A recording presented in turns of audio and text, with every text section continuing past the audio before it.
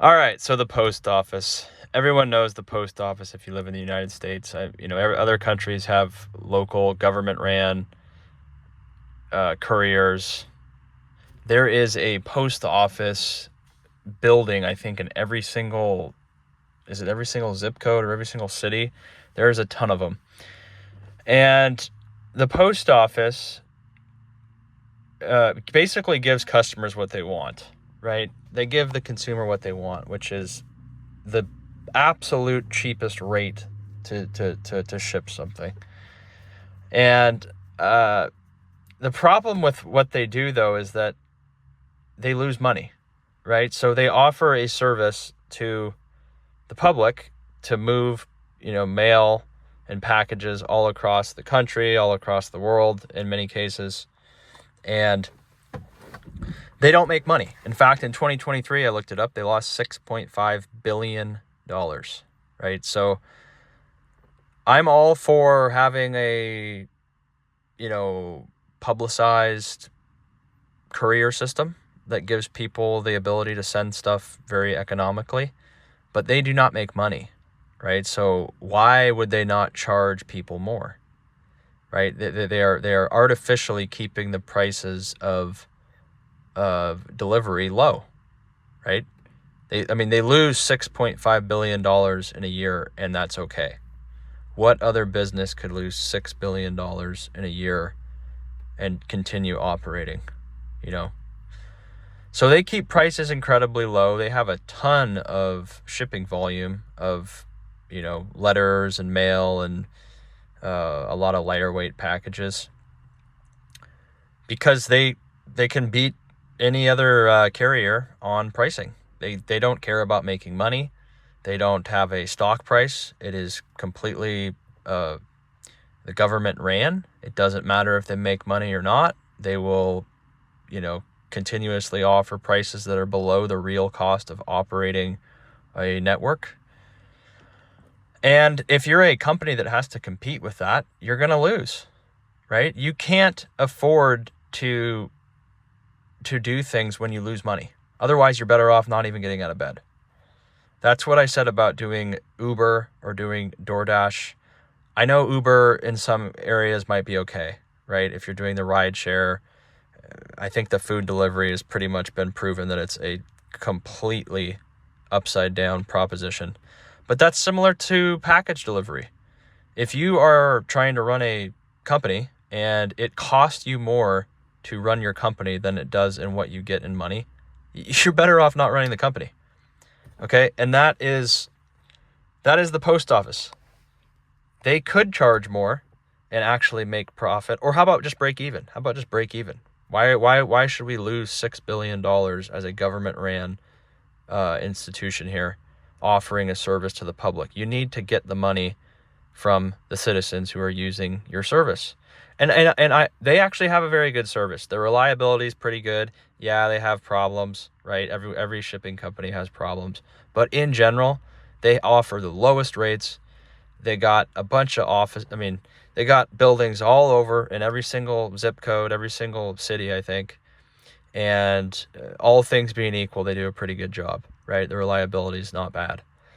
Other companies probably do it a little bit better, but you have to pay a lot more to use those other companies. And what do we know about people? What do we know about 90% of people, probably 95% of people? They don't care. They just want the lowest rate. Are you going to get it there in one piece? What's the cheapest option? That's how most people decide to do stuff, right? So it's just very difficult to compete with things that lose money, right? The government can afford to lose money because it's no one's money. It's just the public's money. And if they were held to the standards of other companies, they would be bankrupt. You can't continuously lose billions, millions of dollars and continue to operate. You can't do it, right? So I go back to the thing I said about doing food delivery or doing like Uber. Just download DoorDash, okay? Or download, Uber. I think you have to go through more of a vetting process, but just go ahead and download DoorDash and look for some of the offers they want to send people, right? They want you to go 17 miles and they're going to pay you $7. Okay. There's things very similar to that. Or they want you to go 7 miles for $3.50. Now that's 7 miles one way and 7 miles back to wherever you live. So people are taking those offers, but you have to ask yourself as the driver or as someone who's considering doing that for extra money, is what they're paying me more money than what it costs me to actually, operate my vehicle? And in many cases, it's about the same. So like the cost of fuel, maybe it takes you 30 minutes and it costs you, I don't know how much in fuel, and then you get paid $7. So you're valuing your time at like $5 an hour maybe, because fuel is going to cost money. The cost to operate your vehicle, you have to pay for oil changes. I just paid tabs for this vehicle. Okay, you have to pay insurance to keep this thing on the road. So all those things cost money. And if you're getting paid such a low amount of money to do something, the rational choice is to say, it's not worth my time. I'm not going to do it because I'm just wasting time. And people cannot do that, but the government can do that. They can come in and say, we will give you this service for actually less than what it costs in the market, right? So it's not fair, really, because they are operating under a different set of rules completely. And they can, like I said, they can afford to just continuously lose money with little to no consequence. They can offer pensions to their people. Whereas other companies, if they tried to do that, they would lose, their stock price would go to zero. Okay, they would lose everything, because people in the private world, private companies or publicly traded companies have to actually make a profit. They can't. What are you going to do if you're a private person and you have to pay for stuff and you have no money in your bank account and your credit cards are completely tapped out? You can't do anything. You're not going to be able to even buy a hamburger at McDonald's. You don't have money. They don't give you things without you paying for them. Now you could use a credit card, I guess, but in my scenario, you don't have a credit card. So if you don't have the resources to actually pay for something, you're not going to get it.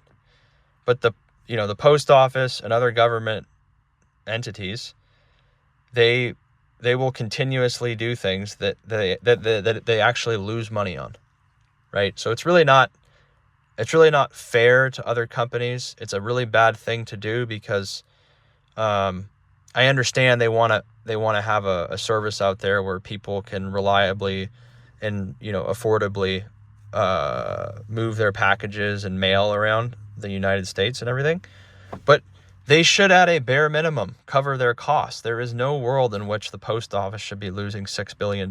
You need to charge your customers more. You need to charge them the market rate. Now, you can still be cheaper than UPS. You can still be cheaper than FedEx. You can still be cheaper than DHL and any other option. But you need to you should not be losing money in any circumstance. You can charge your customers more. They are willing to pay more because you're still the cheapest option, right? In many cases, they are the cheapest option by a lot.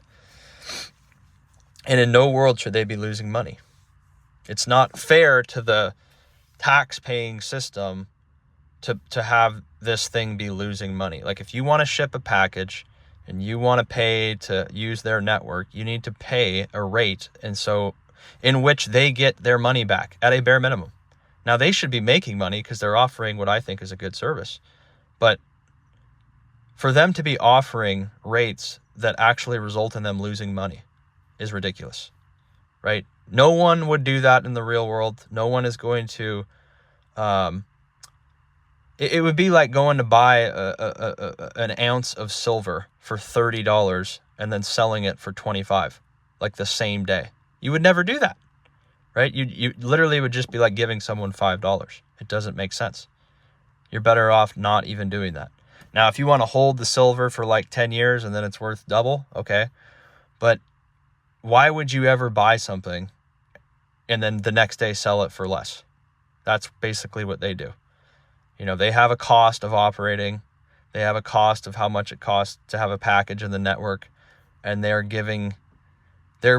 charging their customer less than what it actually cost them. So it's all messed up. It's just it doesn't make any sense. Whoever is running this is doing it just doesn't make sense. No business can operate like this. And I get it that it's a government institution, but you at least need to cover your costs. You should not be losing money on any government service like this. So I'm venting about it. It's just crazy. I don't understand how they could lose so much money. They just need to raise their prices and charge their customers, they need to charge them so that they get their money back at a bare minimum. They got to cover their costs of operating a network. No other business is going to be giving away items for less than what they actually cost. Do you think McDonald's does that? Do you think it costs them, let's say they start giving away their hamburgers for 10 cents because it costs them 20 cents to have a hamburger. Do you think they're going to sell it for 10 cents? No. They're going to sell it for whatever it is, $2, or I don't even know what it is. But they have to make a profit. They have employees. They have real estate. They have rent. They have all these expenses for distributors and products and food and everything. And they have to also make money. So let me know what you think. I'm ranting. I'm venting. But subscribe for more. We'll see you in the next one. I'm in the Saturn. Take care.